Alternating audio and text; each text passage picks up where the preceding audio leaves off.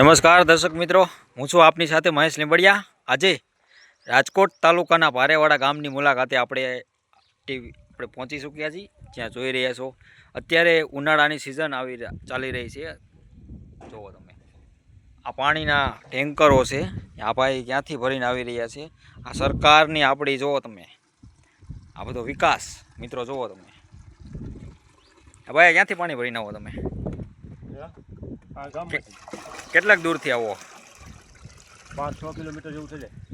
તો તમારા ગામમાં કેટલા સમયથી પાણી નથી આવતું ભાઈ નળમાં? આમ ચાલુ જ છે, આખું ઉનાળો ગયો, આખું ચોમાસું ગયું। જો મિત્રો આ છે આપણી ગુજરાત સરકારનો વિકાસ। જુઓ તમે ભારેવાડા ગામની મુલાકાતે આપણે આવ્યા હતા, જ્યાં આપણને આવું જોવા મળી રહ્યું છે। નળ પણ લોકોને પણ પીવાના પાણીનો પણ છે ને સમસ્યા બહુ તકલીફ પડી રહી છે અત્યારે। જુઓ તમે